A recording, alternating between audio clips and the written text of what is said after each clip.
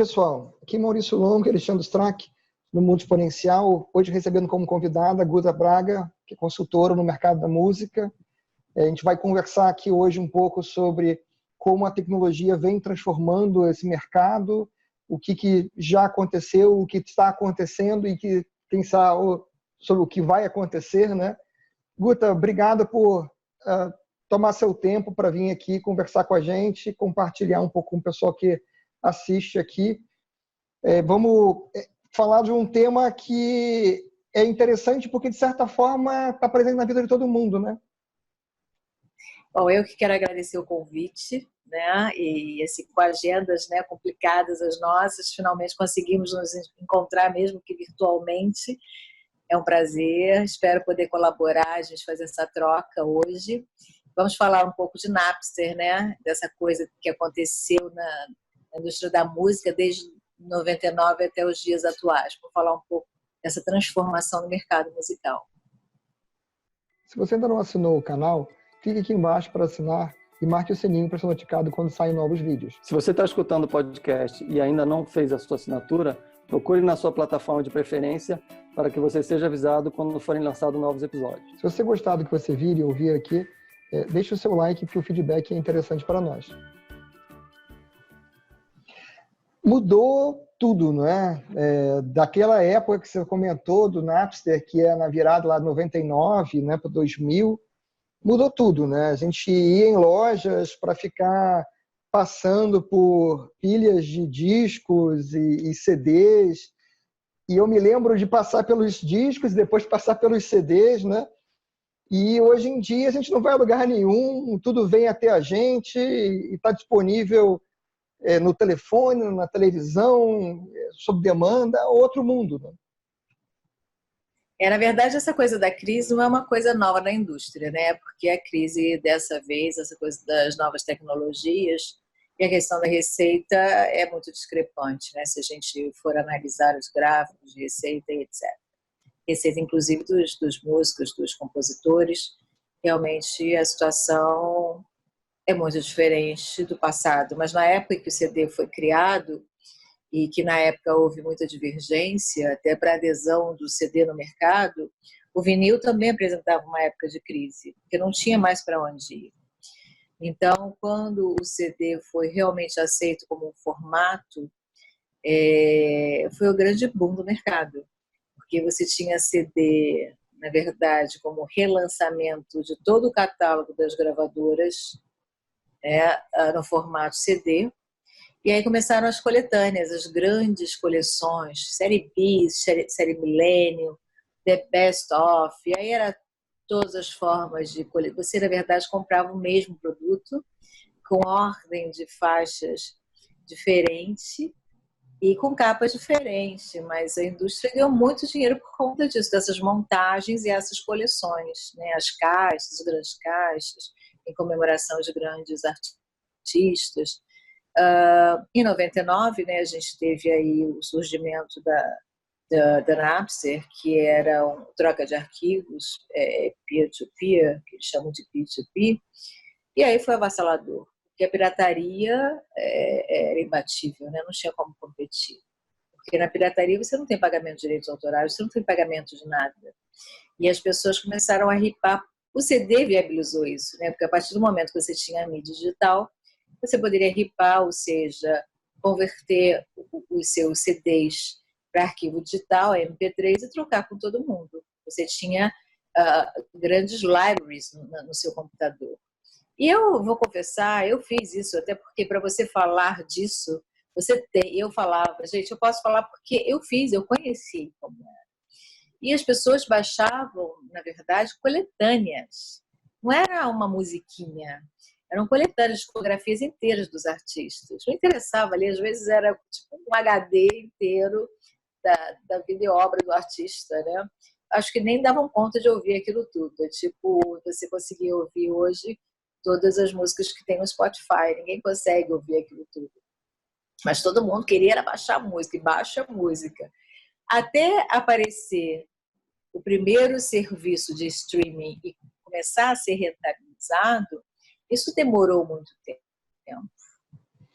Hoje o cara que lidera é o Spotify, mas ele foi o primeiro, não? Não. O Spotify não foi o primeiro serviço, não. O primeiro serviço, na verdade, foi download, foi feito pela Apple, foi o iTunes, né? Que foi até que Sim. surgiu o primeiro iPod, lembra disso? Um formato até Sim. diferente, não era nem o MP3.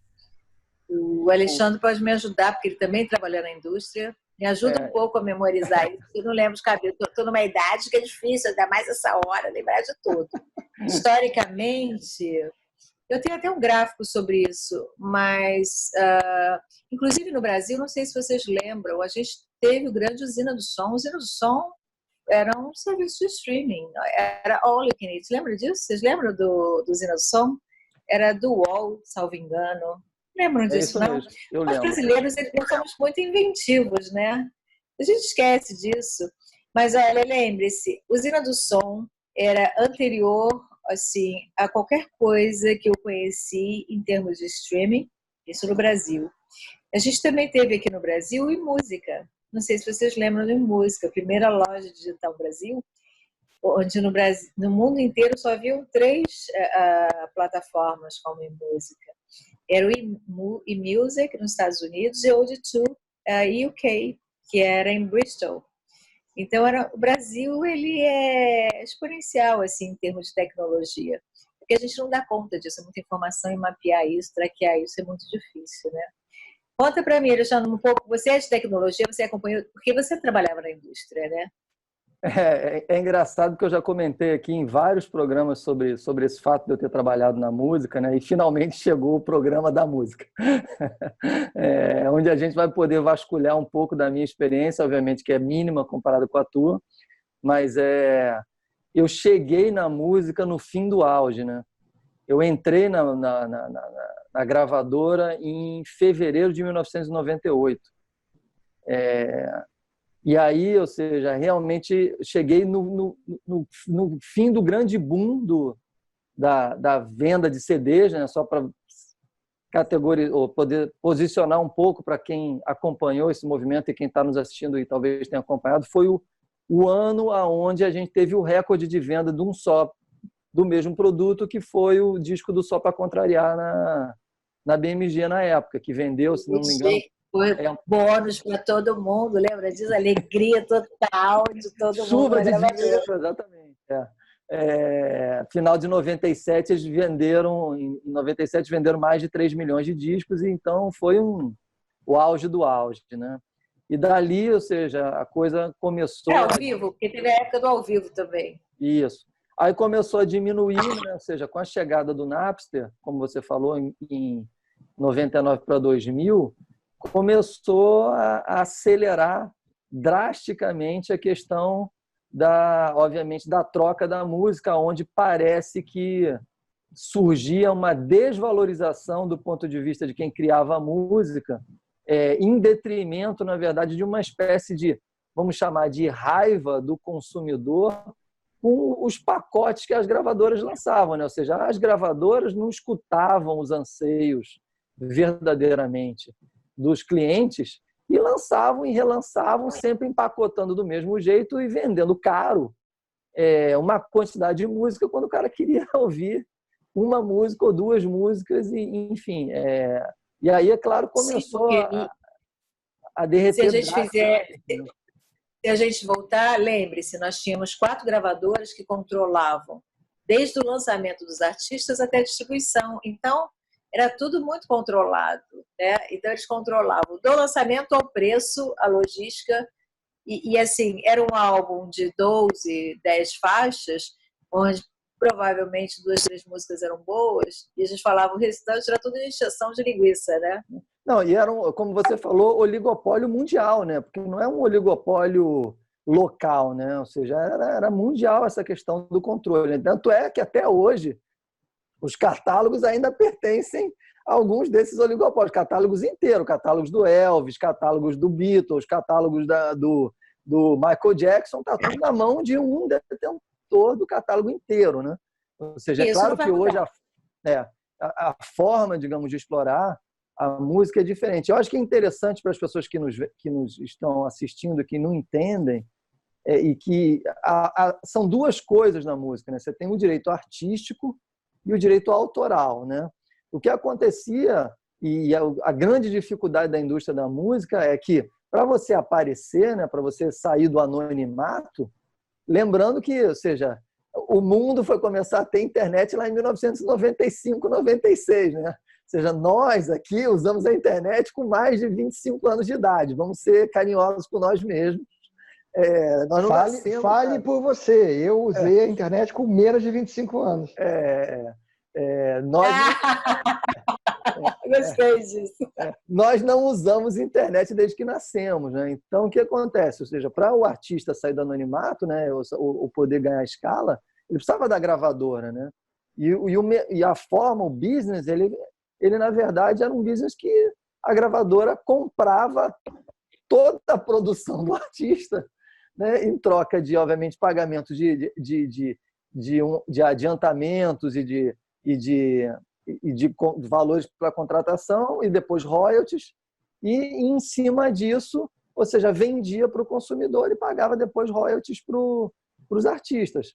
Mas essa era a única forma que o cara tinha de sair do nada para aparecer no mundo, porque só tinham esses 4 ou 5 grandes empresas no mundo inteiro, que era o único canal que você tinha para aparecer. Óbvio que quando chega a internet, o cara começa a olhar para a forma de aparecer e começa a pô, eu não preciso mais de ter esses caras para me fazer aparecer, né? Eu posso aparecer de um outro jeito. E aí, essa sacada, a gravadora, obviamente, além dela ter demorado para perceber, tem uma coisa que a gente também não pode ser injusto, é que eles tinham, e tem até hoje, uma âncora, que são os contratos que foram assinados lá no passado e que, por força de contrato, são válidos legalmente, né? Você não pode chegar agora e falar assim, ó, o mundo mudou, não vou pagar mais nada do que eu assinei, dane-se todos os herdeiros de todo esse acervo e eu vou fazer o que eu bem entendo, né? Ou seja, é mais fácil para quem chega com uma cabeça digital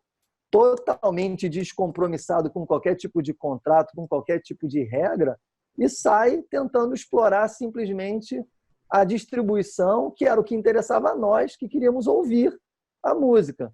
Então, ou seja, do ponto de vista de negócio, as gravadoras também tiveram que lidar com uma radical mudança de modelo de negócio que pegou todos aqueles executivos absolutamente ficaram atônitos, né? E eu já contei aqui em alguns vídeos de uma reunião que eu fui já perto de eu sair da gravadora e ir para outro mercado, onde eu fui numa reunião internacional, onde de um lado se discutia o iTunes e a chegada das soluções da Apple e tal, e na mesma reunião tinha tinha sido contratado um desses grandes estrategistas mundiais e tal, para ensinar como que a indústria ia contra-atacar as estratégias de digitalização, porque isso, obviamente, não podia dar certo, né? Então, ou seja, o viés de negação da indústria diante da nova realidade, ela foi muito chocante, né? Isso derreteu 6, 7 bilhões de dólares num espaço muito curto, né? Porque o negócio da música lá em 2000 era um negócio de mais de 20 bilhões de dólares no mundo. De repente, até enquanto eu saí digamos, da indústria, eu saí em 2006, de 2000 a 2006, lá se foram 8 bilhões de dólares, assim, ó, literalmente sendo derretido e todo mundo tentando entender o que estava acontecendo e como ia reagir, né? Então, eu acho que a grande lição que fica nessa passagem de tempo é como olhar, né, para os novos desafios, ou seja, de fato, olhar para o que a tecnologia poderia fazer e escutar os clientes, porque os clientes, no fim das contas, estavam radicalmente insatisfeitos com aquele modelo. E a primeira reação da indústria foi processar adolescentes e velhinhos. Exatamente, exato. Principalmente nos Estados Unidos. Foi uma caça às bruxas, como se isso resolvesse alguma coisa. Eu lembro que na época do CD o medo era tanto da pirataria que eles criaram um DRM especial para os CDs, que não tocava nos carros. Não sei se vocês lembram disso. A EMI lançou um CD e aí tiveram problema, tiveram que recolher todos esses CDs, porque o DRM pedia que os CDs tocassem nos players dos carros. Então, o medo era tanto da pirataria que, tecnicamente, inviabilizava até a venda do próprio CD. É incrível isso. E eu lembro quando a música foi lançada no Brasil, que é 2000, o 2000 é bem depois de 99, né? Foi bem pós-Napster. A indústria, principalmente as majors, não queriam nem ouvir falar de música, não queriam nem pensar em negociar um contrato de licenciamento de música digital. Agora, esse ponto que você falou, Alexandre, da questão dos artistas, foi uma grande oportunidade, porque embora as gravadoras tenham esses contratos antigos assinados, eles tiveram que renegociar esses contratos, porque a lei autoral ela é restritiva. Então, o contrato é válido pelas mídias que estão no contrato. Essas mídias digitais, elas não estavam nos contratos daquela época. Então, as gravadoras tiveram que renegociar esses contratos percentualmente falando. Então, muita gente reclama, não tem o disco do fulano de tal no Spotify. Aí eu já falo logo, provavelmente porque ainda não negociaram ou ainda não chegaram a um bom termo com esse artista para ter esse produto no streaming. Vocês compreendem? Claro, então, no final, acabou gerando maior receita, porque os royalties da época eram muito pequenos para os artistas. Hoje você tem um volume, né, muito, muito grande.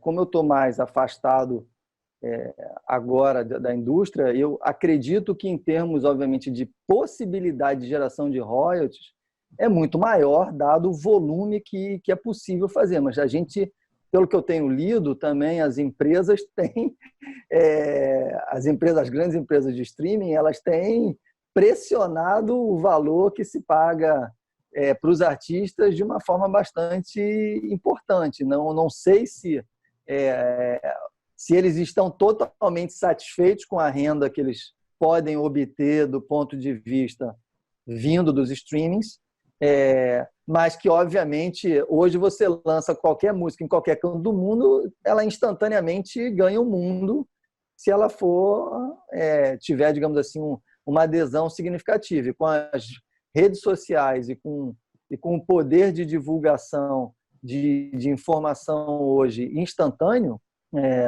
você não tem literalmente barreiras, né? Então, a música, eu acho que é um dos melhores negócios do ponto de vista de distribuição mundial que se tem, né? Porque não faz a menor diferença se você grava música no interior da China. Bom, a China é um mau exemplo porque é um país com umas regras um pouco complicadas, mas vamos botar ali na Coreia. Você lançou lá na Coreia, né? E instantaneamente eu começo a escutar no Brasil, começo a escutar em qualquer país da América Latina. São lançamentos globais, contratos globais, né? Exatamente. A velocidade de divulgação é muito grande. Eu acho que o que aconteceu aí na indústria foi que ela teve muita dificuldade de entender que a música, no fim das contas, passava a ser um arquivo digital como outro qualquer, né?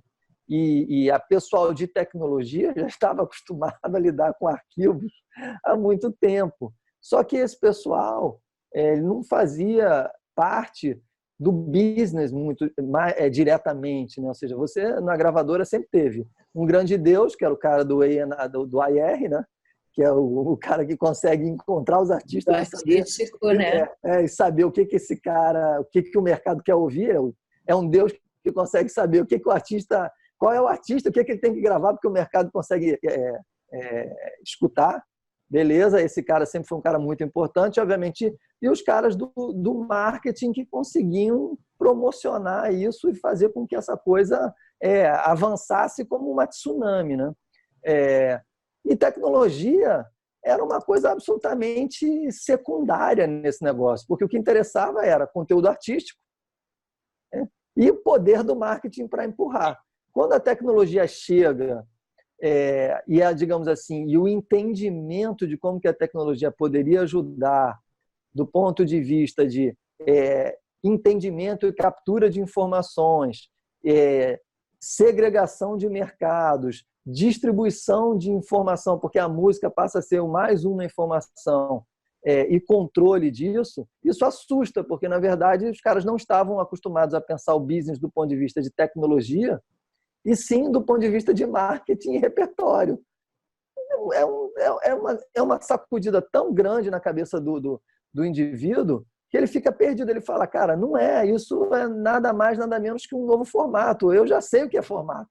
Eu já trabalhei com LP, já trabalhei com cassete, já trabalhei com CD, já trabalhei com DVD. Agora é essa coisa digital. Só que não é, porque essa coisa não tem, ela não se materializa, né? O CD, as outras coisas você pegava, né?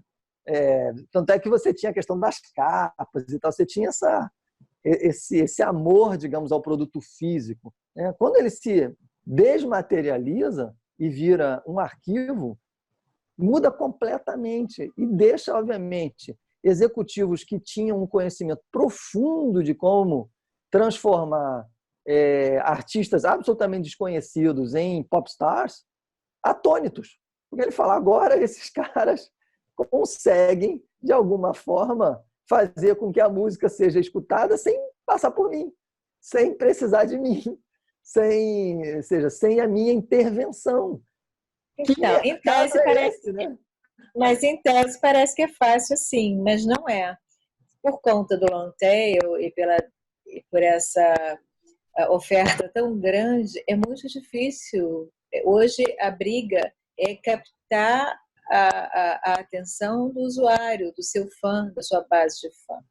Então, se antes você tinha alguns lançamentos, era muito mais fácil você trabalhar esses alguns lançamentos. Hoje é muito mais difícil, porque a oferta é muito grande. Então, assim, ao mesmo tempo que a tecnologia democratizou o ambiente e todo mundo está lá, não significa que todo mundo está lá acontecendo. Eu concordo. Mas você tem um fenômeno... Você tem um fenômeno na parte de livro que é muito interessante e que hoje você tem muitos autores que vendem quantidades muito expressivas de livros. A gente está falando de dezenas de milhares de exemplares por mês, sem jamais terem feito um contrato com uma editora e exclusivamente através da Amazon, por exemplo. Self-published.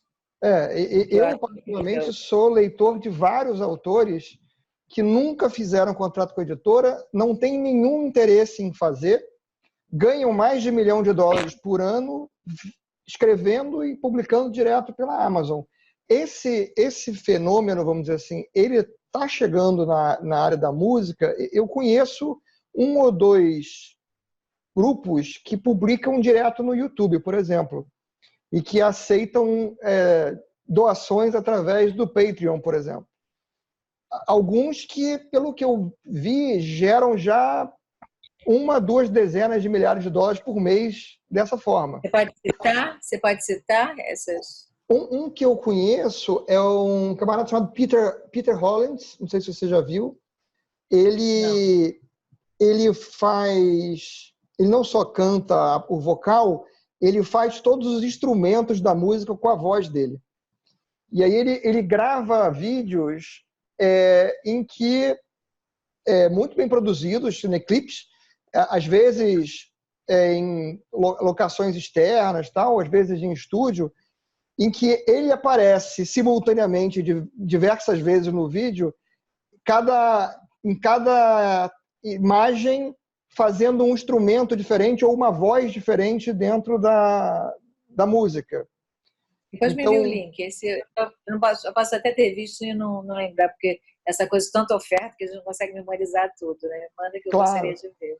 E através dele, ele foi um dos primeiros que eu encontrei dessa forma, através dele eu conheci alguns outros que gravam também dessa forma e que já gravaram com ele.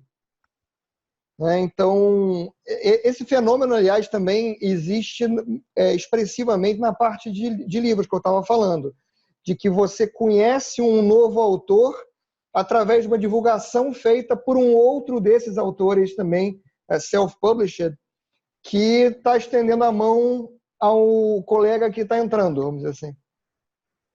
E você falando sobre isso é muito interessante. Eu estava ouvindo no outro dia uma pessoa falando que hoje você ouve música com os olhos, que é um novo fenômeno, né? A nova geração, ela não entende mais a música como áudio. Nossa geração ouve a música como áudio tranquilo, ouve a música. A nova geração, ela olha a música, ela assiste a música. Tem aquela conexão com a imagem, o YouTube, é vídeo. É outra geração, é outra conexão. Então, e aí eu complementei, porque eu tenho amigos que só leem através de audiobook. E aí eu fiquei pensando, gente, que mundo doido que a gente vive hoje, né? As pessoas estão ouvindo música com os olhos e lendo o livro com os ouvidos, né? É a total mudança de mindset. Né? Onde vamos parar? Eu diria que é bom a gente parar aí, porque daqui a pouco a gente acabar fazendo coisa com que não deve no lugar errado. Eu acho incrível que a tecnologia é capaz de fazer. Agora, falando sobre tecnologia, você falando sobre a questão de receita, não está ruim só para os artistas, gravadores e compositores, está ruim também para as empresas de tecnologia, porque a conta não fecha. Se você olhar no site do Spotify, tudo que o Spotify fala sobre pagamento de conteúdo, ele declara que ele paga 70% da receita dele para os detentores de conteúdo. Sendo assim, só sobra para ele 30%. 30% da receita para ele pagar todo esse custo que ele tem de tecnologia, de hardware, de algoritmos, são coisas muito sofisticadas, são engenheiros, né? A gente está falando de investimento pesado. Não fecha a conta. Eu nunca estudei a fundo, obviamente, o balanço do Spotify. Está aí, disponível, né? Está em IPO, então está disponível. De vez em quando sai aí umas matérias falando quanto eles fizeram recentemente, acho que até essa semana passada, saiu falando quanto eles realizaram, quanto eles estão em vermelho, não estão em vermelho. Então, se você olhar, o negócio não é autossustentável para ninguém, nem para a indústria, nem para a tecnologia. Temos ainda um caminho para percorrer. O que eu acho que acontece é que, como você bem citou, hoje, do ponto de vista de colocar a música, ou fazer a música nascer, depende muito mais da capacidade artística e criativa da pessoa que faz a música. Fazer o clipe também já é muito mais fácil do que era algum tempo atrás. Já visto que nós estamos fazendo televisão, cada um nas nossas casas, fazendo uma videoconferência que é gravada e vai para um canal. Ou seja, estamos fazendo televisão, que era uma coisa impossível de ser feita, ou caríssima de ser feita, digamos assim, e que hoje a gente está fazendo com absolutamente custo ínfimo. Então, quer dizer, fazer conteúdo, produzir conteúdo, realmente se transformou em algo muito mais fácil. Agora, como você bem disse, eu acho que é muito difícil realmente aparecer no meio, porque tem muito buzz, né, muito barulho, né, e pouco som, no fim das contas, já que estamos falando de música, né, tem muito ruído e pouco som. E, ao mesmo tempo, você tem um outro problema que não é nada desprezível, que apesar de você poder se beneficiar de diversos novos modelos de negócio, o artista e o compositor, ele é muito mais vulnerável hoje, porque é muito mais fácil não pagar coisa alguma, nem para o artista, nem muito menos para o autor. Porque tem muita gente que acha que todo artista é autor, né? Isso temos que desmistificar logo de uma vez por todas, que isso não é verdade de forma alguma. Muito poucos artistas são compositores. E o contrário também é verdade. Muito poucos compositores são artistas, ou seja, são dois universos inseparados que se unem para a gente escutar aquilo que a gente escuta, né? Olha, só para a gente não deixar passar, eu fui atrás aqui da informação, o resultado do terceiro trimestre do Spotify. E, inclusive, com a carta deles aos shareholders aqui, de 30 de setembro, onde diz que o negócio atingiu ou excedeu as expectativas do terceiro quarter, onde eles reportaram lucro bruto de 441 milhões de euros. e com uma margem bruta de 25,5% e um crescimento ano sobre ano de 29%. Não tem nenhum déficit, nada, nenhuma conta para fechar, nada em vermelho aí, nada. De resultado operacional, não. Ele pode ter dinheiro para recuperar de investimento, mas de resultado operacional, eles estão reportando positivo 441 milhões de euros. Pode ter, então está positivo. Pode ter o investimento original, né? Que não deve ter sido nem um pouco desprezível para recuperar. Eu acho que o negócio em si, ele começou a se fechar do ponto de vista de negócio pela escala, né? A escala é brutal. Né? E o custo da tecnologia despencou de uma forma muito abissal. Também é brutal, né? Ou seja, você teve um crescimento exponencial de usuários e um decréscimo igualmente exponencial de custo, né? De custo. Agora, por outro lado, há que se ver, e é isso, como a gente já falou um pouquinho antes, há que se ver como é que está ficando a questão do pagamento de direitos para os artistas, ou seja, como é que esses contratos estão balanceados, porque senão é muito fácil, você cresce volume e você mantém sempre o mesmo pagamento para o artista, então no fim das contas o artista está financiando esse business, entendeu? E aí, geralmente é um percentual, né? Geralmente é um percentual em cima da receita.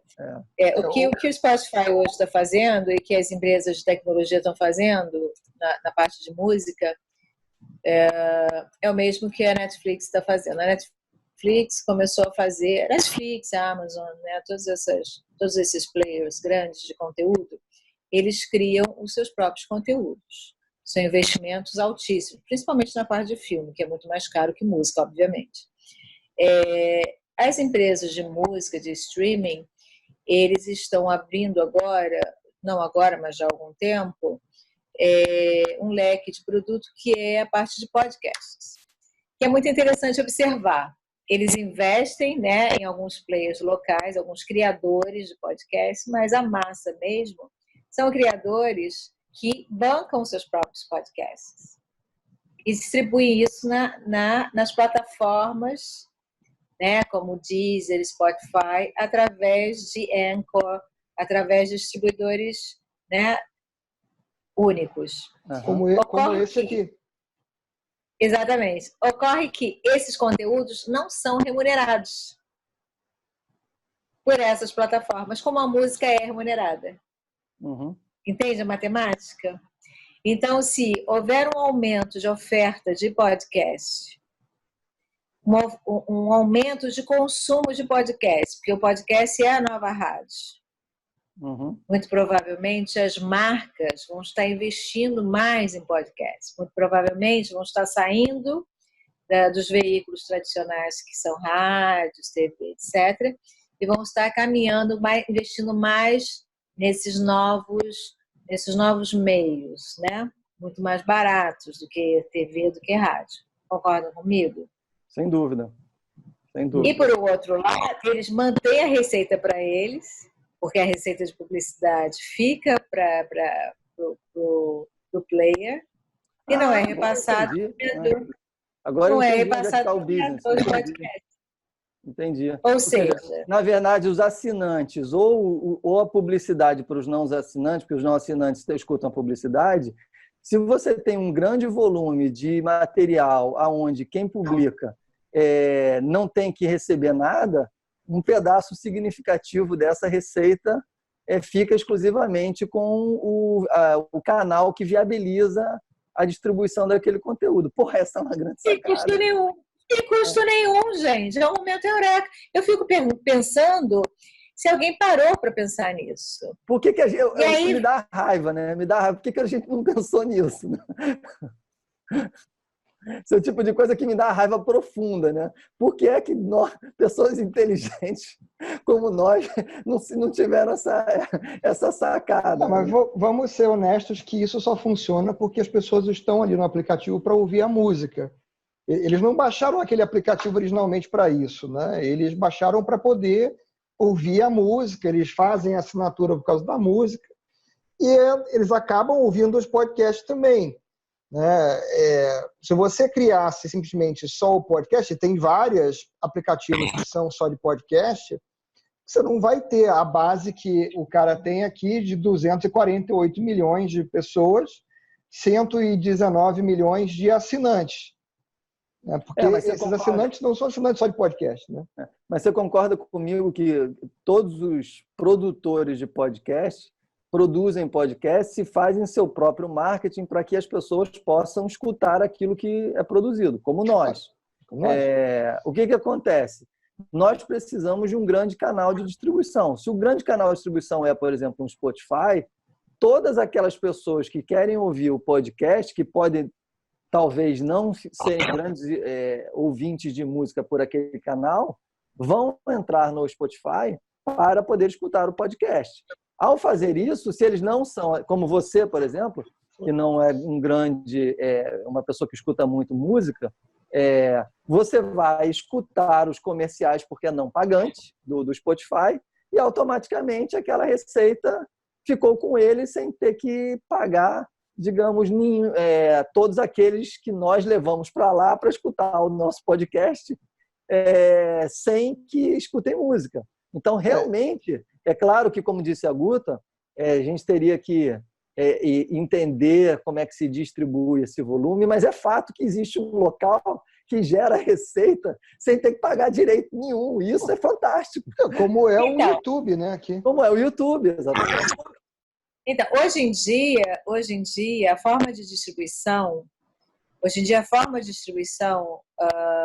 dos DSPs, que é como a gente chama, o Spotify, né, que é Digital Service Provider, é o que a gente chama piscina de royalties, é um royalty pool.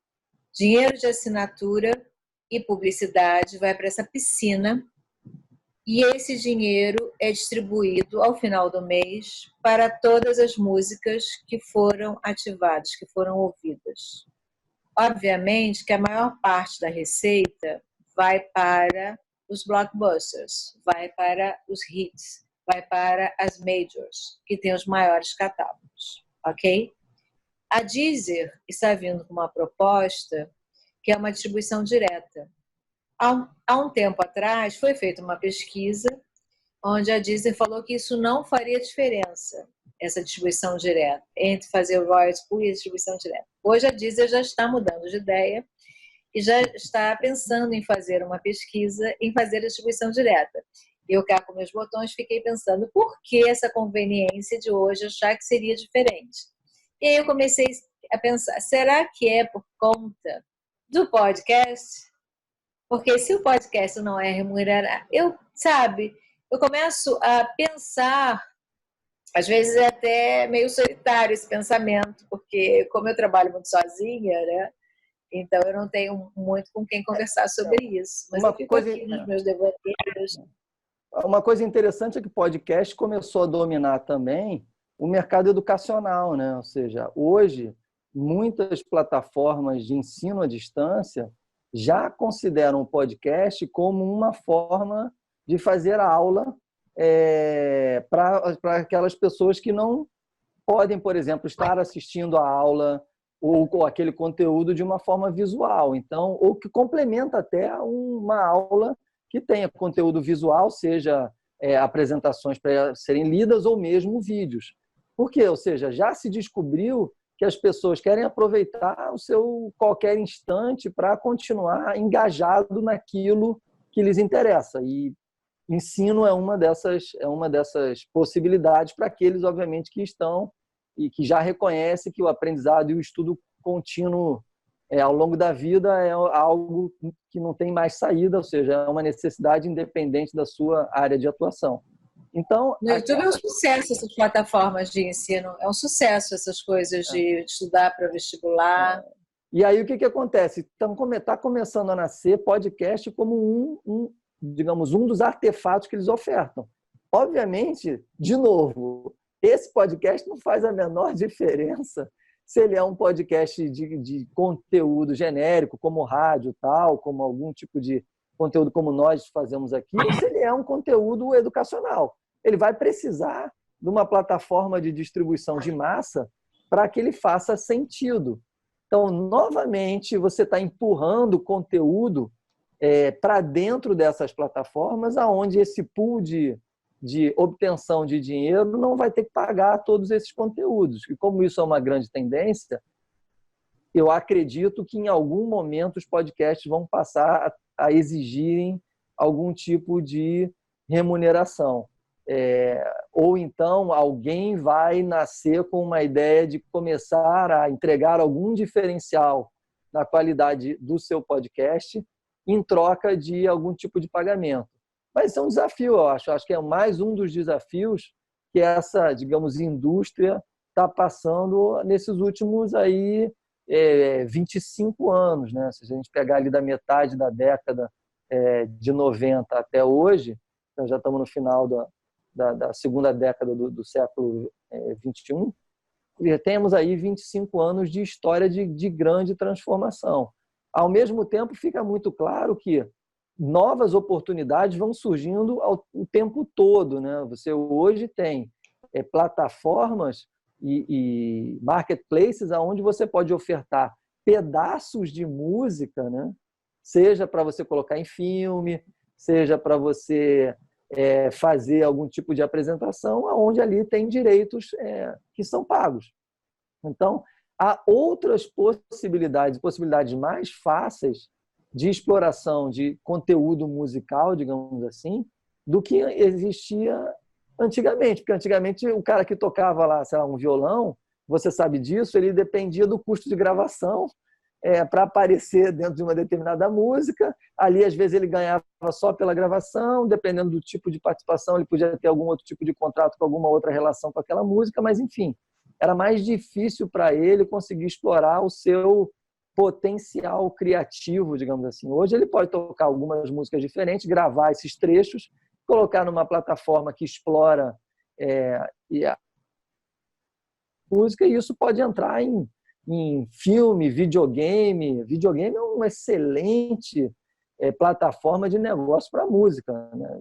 Excelente não, gigantescamente excelente, porque cresce em velocidade literalmente exponencial e tem um mercado a ser explorado comercialmente, inclusive, que é muito diferente do que se imagina. Ou seja, não é só colocar a música no videogame, no game em si. Você pode explorar a venda da música através do game, porque tem muitos games que têm marketplaces absolutamente integrados ao game. Então, você pode vender músicas por ali. E hoje você tem, inclusive, a venda do videogame com a trilha sonora como um pacote adicional em plataformas como o Steam. Você paga um pouquinho mais para você poder baixar a trilha sonora do game.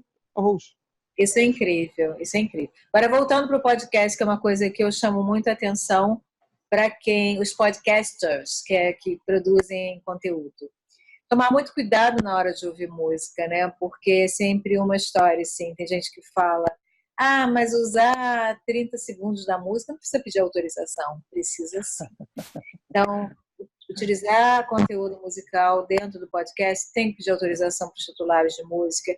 Aí é master, que é a gravação, e autores, que é a parte da composição. Ter muita atenção na hora de criar parcerias com plataformas ou fazer licenciamento desses conteúdos, porque quando você assina um contrato mal negociado, é muito difícil depois você reverter isso. A gente está falando de conteúdo é um asset, né?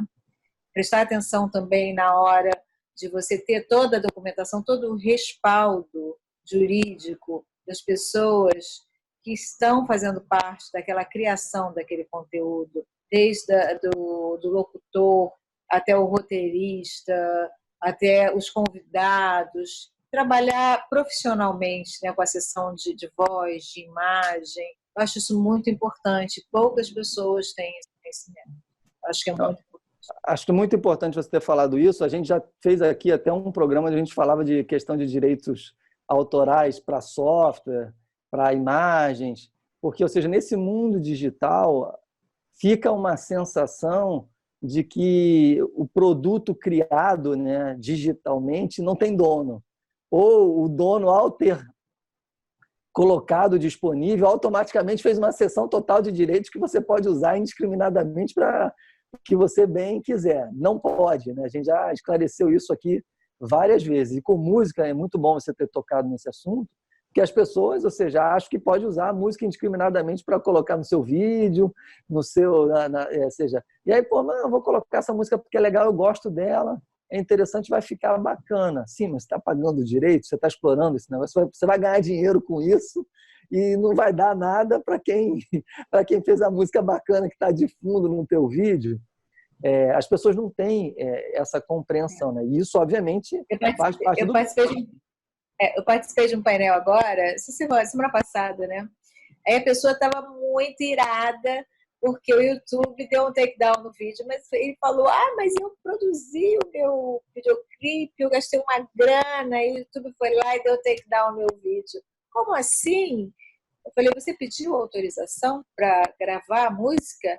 Não. Eu falei, então, você só fez o vídeo, mas você não tem 100% dos direitos, esqueceu da parte autoral.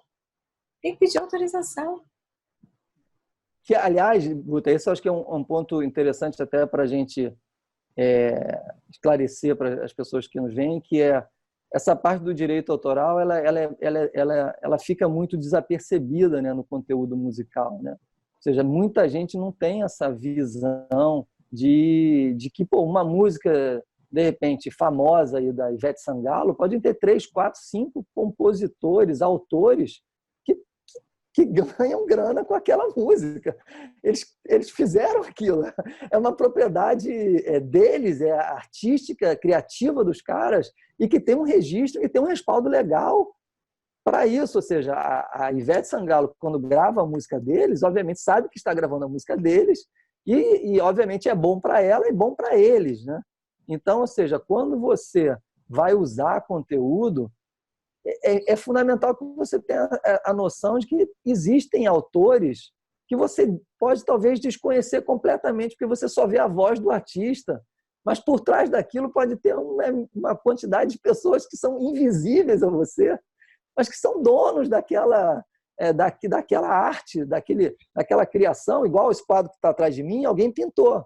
Aliás, alguém que eu e você conhecemos, que é o Renato Salles, que trabalhava na BMG. Esse quadro é dele. Incrível! Ai, que máximo, querido! E está na sala da minha casa. Eu digo para minha esposa, um dia isso vai valer o preço de um Picasso. Não sei se a gente vai estar vivo.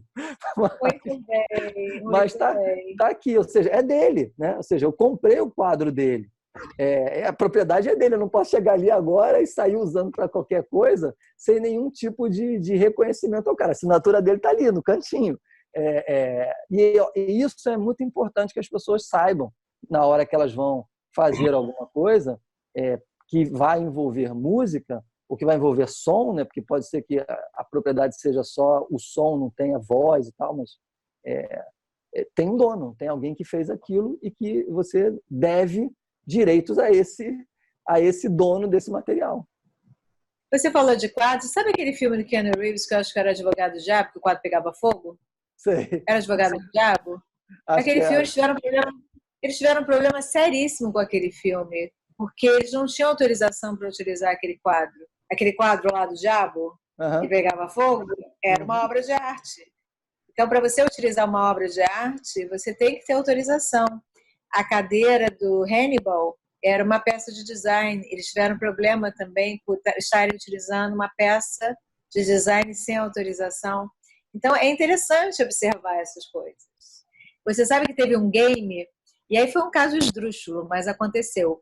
Um tatuador, ele foi cobrar direitos de um game porque usou um avatar de um jogador, eu não lembro o que ele era, jogador do quê? Não sei se era NBA, não sei o que era, e o tatuador fez uma tatuagem, e quando criaram um avatar, replicaram a tatuagem do jogador. Olha, aqui está. Então, ou seja, se você é uma celebridade e você fez uma tatuagem, pegue a seção do tatuador, porque senão você pode assinar um contrato com uma marca, virar um avatar, e o avatar, obviamente, se é você. É igual a Angélica, com aquela mancha que ela tem na perna, poderia ser uma tatuagem. E aí vai que o tatuador fala, peraí, eu fiz a tatuagem em você, mas eu não autorizei para você utilizar nessa marca. Olha que coisa doida. Eu mesma nunca tinha pensado nisso. Isso é interessante porque, na verdade, muitas pessoas falam: vocês estão fazendo um programa para falar de música e descambaram para a questão dos direitos. É porque, na verdade, esse é o business. O business é artístico e autoral. Ou seja, o resto é canal de exploração disso, de marketing, de distribuição. O business é a criação do indivíduo, igual o pintor. O negócio é criar o quadro, depois conseguir vender, promocionar é uma outra história, mas, ou seja, o negócio é conseguir fazer isso que tá atrás, né? Então, é importante as pessoas perceberem que a grande mudança no business é justamente essa, é que a digitalização acelerou a distribuição, acelerou, digamos, o encontrar conteúdo, acelerou, talvez, a massificação de conteúdos que antes seriam impossíveis de aparecerem, mas que hoje em dia também são difíceis de serem encontrados. Você tem muito conteúdo, mas talvez você tenha dificuldade de chegar nele. A história da cauda longa não é verídica como se imaginava, né? Você ainda continua com um problema de poucos recebem muito e muitos vão receber absolutamente nada ou quase nada. Então, ou seja, o interessante é entender como é que o negócio funciona justamente para poder se beneficiar dessas mudanças tecnológicas para criar novos modelos de negócio. E aí o mundo está aberto, né? Ou seja, as oportunidades continuam aí. Se você entender que não pode violar os direitos e, ao contrário, você conseguir encontrar mecanismos digamos, de ajudar a quem gera esse conteúdo a conseguir ganhar e você ganhar também, o negócio está aí e não vai acabar nunca, porque esse negócio não tem fim, né? Até porque nós, enquanto humanos, precisamos de música para a nossa vida, né? O Maurício escuta pouca música, mas quando casou teve música. Então, eu não escuto pouca música. Eu não escuto pouca música, eu só não sou um consumidor de streaming. Eu tenho um zilhão de músicas que eu adquiri ao longo do tempo no iTunes. E eu não sou aquela pessoa que fica ouvindo música aleatoriamente. Eu escuto aquelas que eu gosto. Quando eu conheço uma nova que eu gosto, eu vou lá, eu adquiro, boto na minha biblioteca e fica lá. Então eu Maurício, ouço não fica triste não fica triste não. Ultimamente eu tenho ouvido, sabe o que é muito? Mensagens de WhatsApp. Nem música eu estou mais com tempo de ouvir. Sinta culpado. É a vida digital. Que diga-se de passagem, pode se transformar num grande canal de distribuição de música, né? Ninguém usa isso dessa forma ainda, mas que não é impossível. Né? Total. Eu quero saber de vocês notícias de tecnologia, inovação, Bitcoin, não Bitcoin, mas os contratos, até fugiu já a palavra, os contratos, os smart contracts da música. O que vocês têm aí para trazer para mim? Agora eu também quero informações de vocês. Então, as plataformas de smart contracts que existem hoje podem ser usadas tranquilamente para você fazer o pagamento automático, vamos dizer assim, a partir da música ser escutada. Pra você ter uma ideia, nessa área, já há uns 3 anos atrás, haviam experiências sendo feitas com pagamento de entrega de minério. Quando o navio entrava no porto de destino, o contrato era executado automaticamente, vamos dizer assim, e o pagamento pelo minério que está sendo entregue era feito. A mecânica é muito mais fácil quando a gente está falando de uma coisa que é puramente digital, né? Então, hoje é muito mais uma questão da implementação pelas plataformas. E se você parar para pensar, já está acontecendo de certa forma, quando você pega um próprio exemplo do iTunes, já há muito tempo, que você podia comprar os créditos no iTunes. E você pode considerar que o crédito do iTunes é como se fosse uma moeda virtual. Você falando dos gift cards, é isso? Isso. Que você dá carga deles e você cria saldo no iTunes. Por acaso em dólar, mas aquele saldo poderia ser em Apples. Os brasileiros usavam isso como truque para jogar, né? Para poder comprar as coisas de fora, quando não vendia no Brasil, né? Então, comprava os gift cards lá fora para você poder comprar pela loja americana né, os jogos, etc., para o Para iPhone. jogar mesmo, para jogar online, né? Isso, exatamente. Então, assim, hoje a tecnologia está aí para isso, não falta nada. É realmente uma questão de modelo de negócio e de implementação por plataformas que têm uma presença de mercado. Tem alguma iniciativa, algum grupo estudando essa aplicação para música? Vocês têm conhecimento? Especificamente para a música, eu não vi. Agora, você tem iniciativas como a do Facebook para a criação de uma moeda, onde ele está trazendo uma quantidade grande de empresas para dentro de um consórcio, ao ponto de ter preocupado, vamos dizer assim, o governo americano de qual é o peso que esse consórcio poderia trazer para essa moeda virtual. Eu não sei se tem alguma empresa de música envolvida, mas isso é uma coisa que a gente pode depois checar para a gente trazer essa informação. Mas algumas empresas já saíram do Libra, né? Eu vi uma empresa anunciando que estava saindo. Eu não vi se saíram mais. É bom acompanhar, porque realmente esse poder, né, para uma única empresa como a empresa do Mark Zuckerberg é uma coisa assustadora, né? Você pegar as empresas que estavam na lista de participantes, você somar o faturamento dessas empresas, você está falando de uma quantidade de dinheiro realmente grande e de um alcance muito grande também. Muito grande em termos de plataformas envolvidas. Tá? Dinheiro é poder, né? E controle. Mas no caso ainda tem 28 empresas. Eu estou vendo aqui enquanto você fala, eu estou pesquisando. Ainda tem 28 empresas que estão no consórcio. A Spotify faz parte. Saíram 7. Quais empresas de música fazem parte do projeto Libra? Espera que eu estou tentando chegar nelas aqui. Ai, adoro essa coisa online, Google. Você está procurando notícia, né? Eu estou navegando no site do consórcio. Olha, eu só identifiquei a Spotify como sendo uma empresa de música.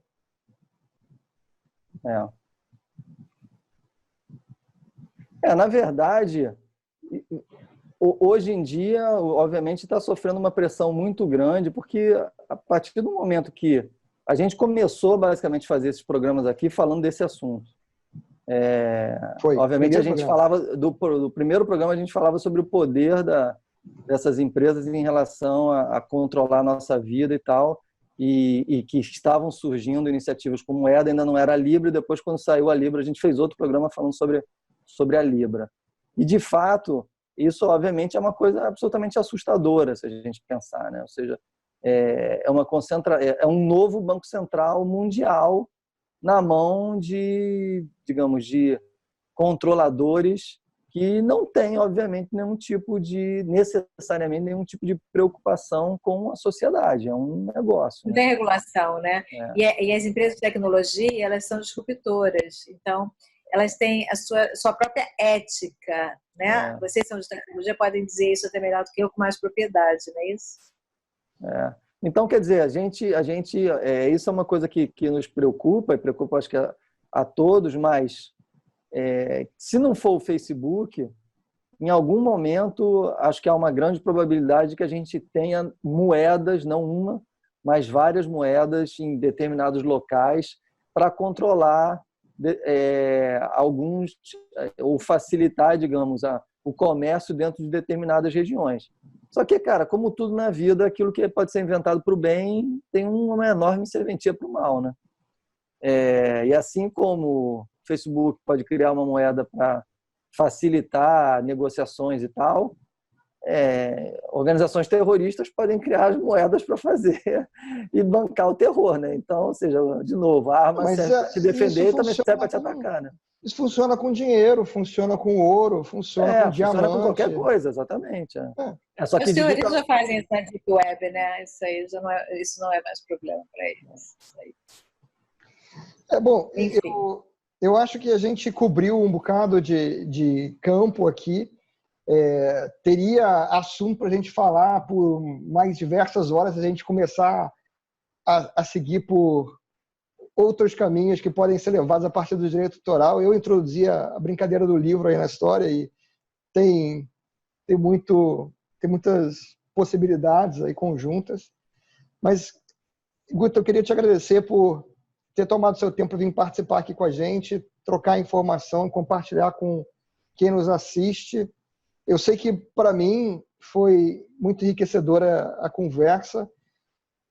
A gente falou de várias coisas que a gente, às vezes, não reflete realmente no dia a dia, né? E obrigado por vir participar, e eu espero que mais à frente você volte para a gente discutir outros aspectos dessa brincadeira, principalmente do que está para frente. Eu que agradeço a oportunidade, adorei participar, meu primeiro encontro virtual, assim. Espero, enfim, que todo mundo tenha curtido. Se quiserem mandar perguntas, mandem para você pode fazer um forward para mim. Claro. Atendo a todas as questões, tá? Estou sempre à disposição. Vamos continuar o nosso papo paralelamente. Valeu, Guto. Obrigado, então. Obrigada pelo convite. Um beijo.